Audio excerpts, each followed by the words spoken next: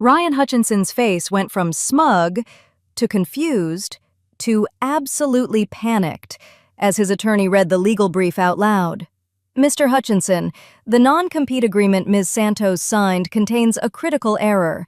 It references California Business Code Section 16600. However, Ms. Santos was hired while residing in Texas and worked remotely from Texas for her entire tenure. California non-compete law doesn't apply to Texas residents. The contract is unenforceable. Ryan had me escorted out of the office by security 3 months ago, made a whole show of it in front of my entire team, told everyone I was fired for performance issues. He thought the non-compete clause would prevent me from working in software sales for 2 years, thought he'd destroyed my career. He forgot to check which state I lived in when he drafted the contract.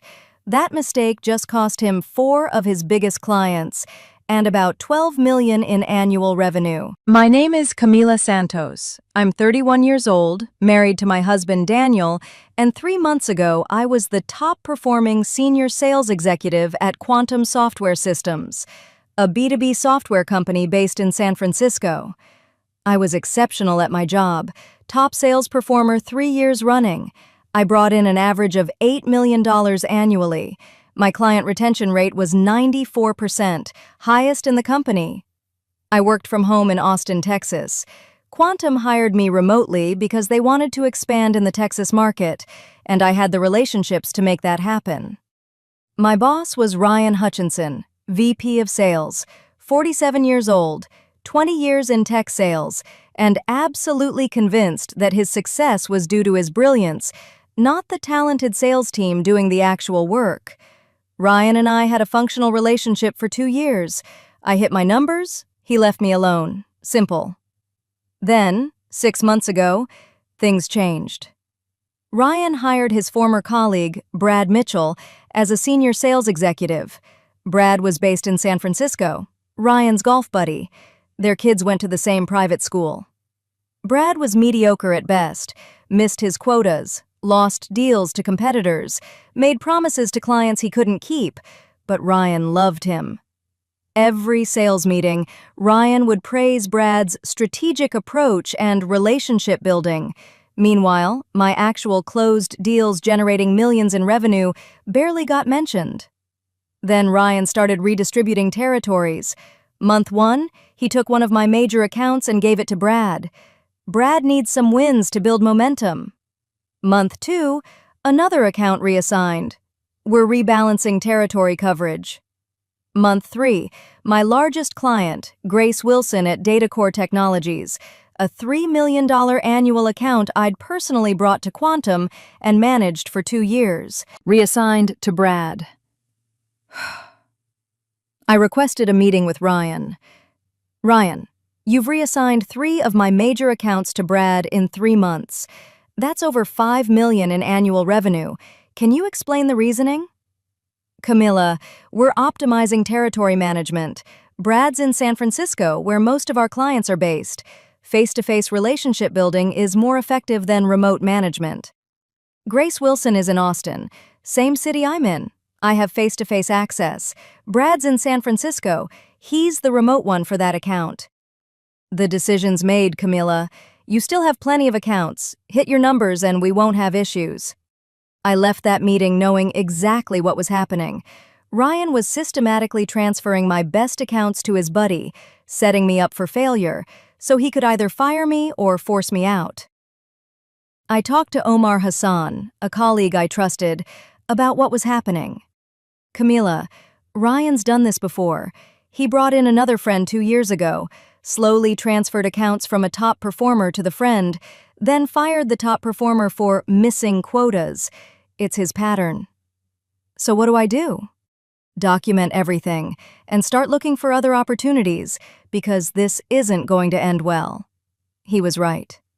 2 weeks later, Ryan called me for a video meeting. His face was on screen, but I could see HR in the background. Never a good sign. Camila, we're terminating your employment effective immediately. Your performance hasn't met our standards. You'll receive 2 weeks severance. All company property must be returned today. You're contractually bound by a 2-year non-compete agreement. HR will email termination paperwork. Ryan, my numbers are solid. I've hit 97% of quota despite you reassigning my major accounts. The decision is final. Good luck, Camila. He disconnected the call. 20 minutes later, I got an email. Not just termination paperwork.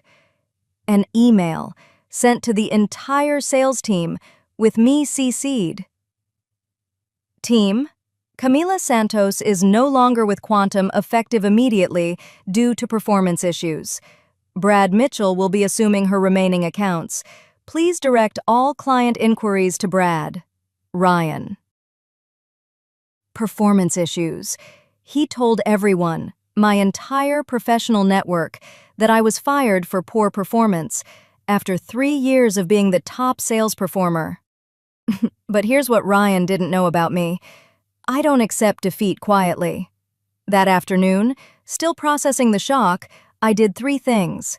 First, I called Benjamin Cole, an employment attorney in Austin that a friend had recommended. Benjamin, I was just fired. My former employer sent a company-wide email claiming performance issues, and they're enforcing a 2-year non-compete that prevents me from working in software sales. I need to know my options. Send me your employment contract, termination email, and that company-wide message. Let me review everything. Second, I called Grace Wilson, my client at DataCore, the account Ryan had reassigned to Brad. Grace and I had built a genuine relationship over 2 years. She trusted me. Camila, I just got the strangest email from Quantum saying you left and someone named Brad is my new contact. What happened? I was fired, Grace. And honestly, I don't fully understand why. My numbers were strong, but they're claiming performance issues. That makes 0 sense. You've been fantastic. Our software implementation has been flawless. You've been responsive. DataCore's been very happy. This Brad person called me today and couldn't even answer basic questions about our account. I'm sorry you're dealing with that transition. I wanted to call personally since we've worked together for 2 years. Camila, I appreciate that. Let me think about this situation. DataCore's contract with Quantum is up for renewal in 3 months. If Brad can't provide the service level you did, we'll be exploring other options. Third, I pulled out my employment contract and read every single word, including the non-compete clause. Page 7, Section 3. Employee agrees not to engage in competing software sales activities within the state of California for a period of 24 months following termination. This agreement is governed by California Business and Professions Code Section 16600. California Business and Professions Code, Section 16600. I lived in Texas. I worked remotely from Texas. I was hired while living in Texas. I Googled California Business Code 16600. Every contract by which anyone is restrained from engaging in a lawful profession, trade, or business of any kind is to that extent void. California non-competes are largely unenforceable, except in very specific circumstances like sale of business. And even if they were enforceable, they only apply to California residents. I wasn't a California resident. I never had been during my employment. Benjamin called me back 3 hours later. Camila, this non-compete is unenforceable, completely void. Because of California law? Partially. California doesn't enforce non-competes except in very narrow situations. But more importantly, you're a Texas resident. You were hired in Texas. You worked from Texas. California employment law doesn't apply to you. Whoever drafted this contract made a fundamental error. They copied a California-based contract template and used it for a Texas remote employee. So I can work in software sales immediately? You can work anywhere except California, and even California is questionable.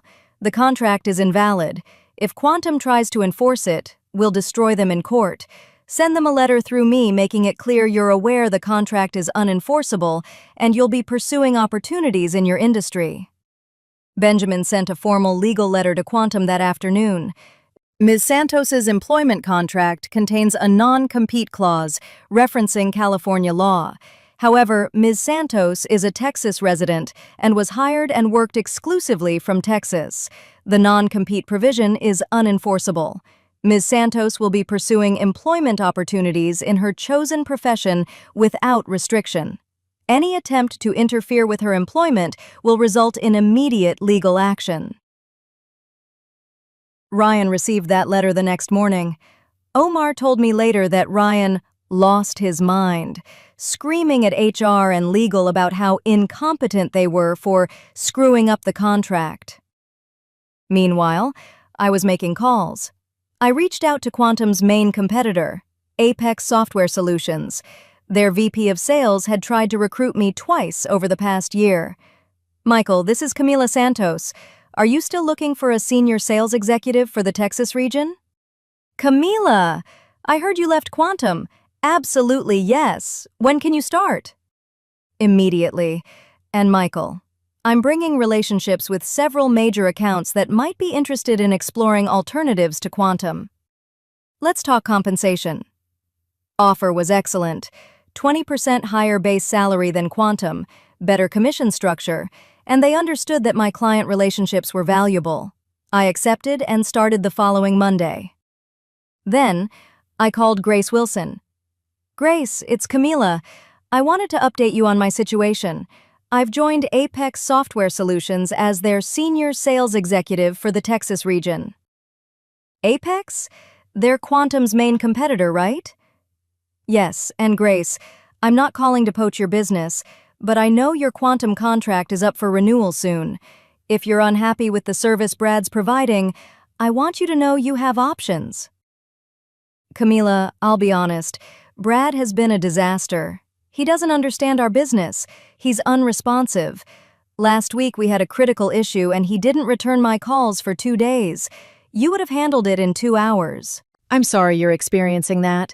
At Apex, I could provide the same level of service you were getting from me at Quantum, potentially at a better price point with more flexibility. Send me a proposal. DataCore's ready to make a change. 3 weeks later, DataCore signed with Apex, $3 million in annual revenue, moved from Quantum to my new company. But I wasn't done. Over the next 2 months, I reached out to 3 other clients Ryan had reassigned from me to Brad. Same conversation, same result. Wilson Manufacturing, $2.5 million, switched to Apex. Henderson Technologies, $3.2 million, switched to Apex. Riverside Industries, $3.8 million, switched to Apex. Total revenue transferred from Quantum to Apex, $12.5 million. All accounts I'd originally brought to Quantum, all relationships I'd built and maintained.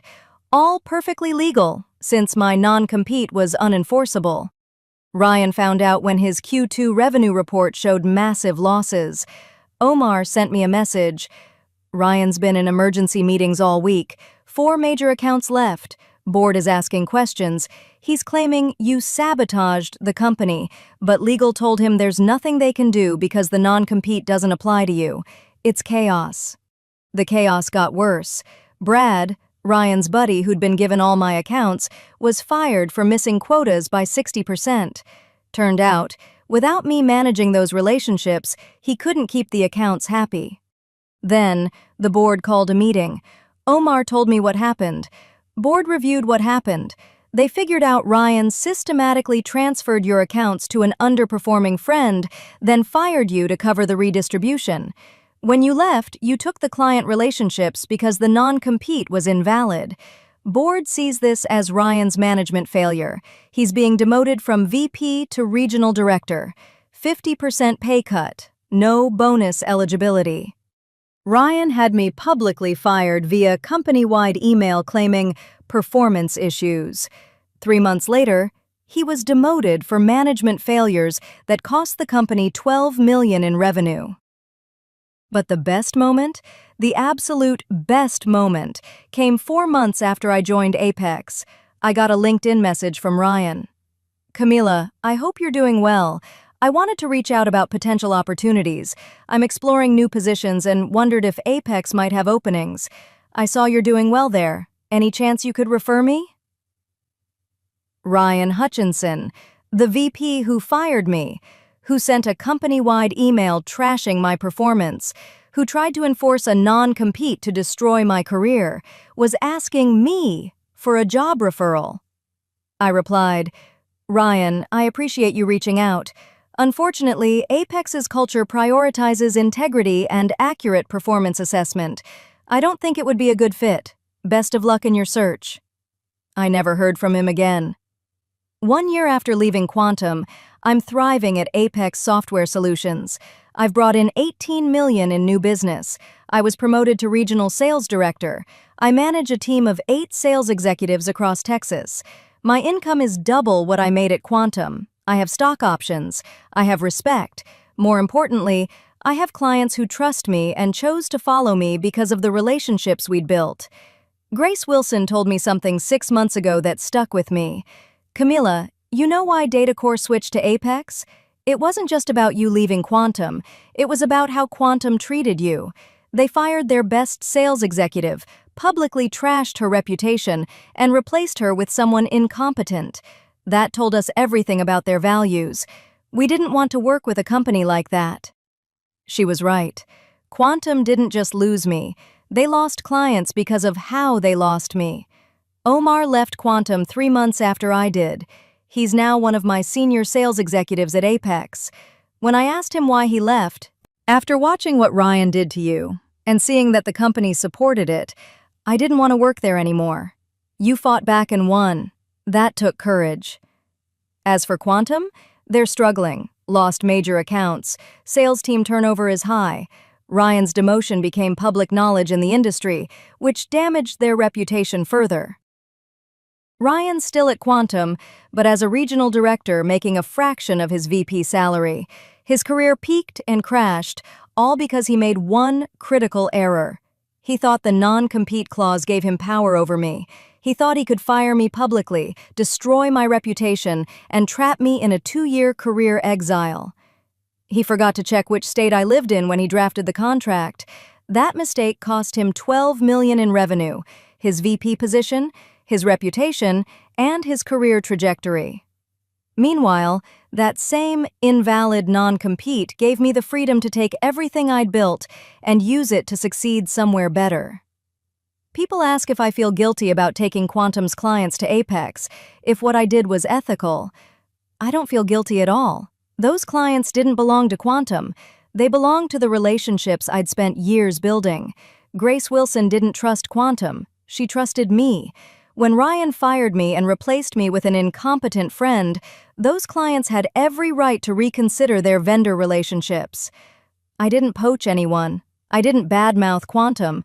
I simply told clients I was available at a competitor, and they chose to move their business. That's not sabotage. That's the free market. Here's what I learned through all of this. First, read your contracts. Every word, every clause. Understand what you're signing. Ryan thought the non-compete gave him power. It was actually invalid, but I only knew that because I read it carefully. Second, relationships matter more than company names. Clients work with people they trust, not logos. When you build genuine relationships, those relationships follow you. Third, how you treat people has consequences. Ryan could have let me leave quietly. Instead, he publicly humiliated me with that company-wide email. That humiliation motivated me to compete aggressively. If he'd been professional, I might have moved to a different market or industry.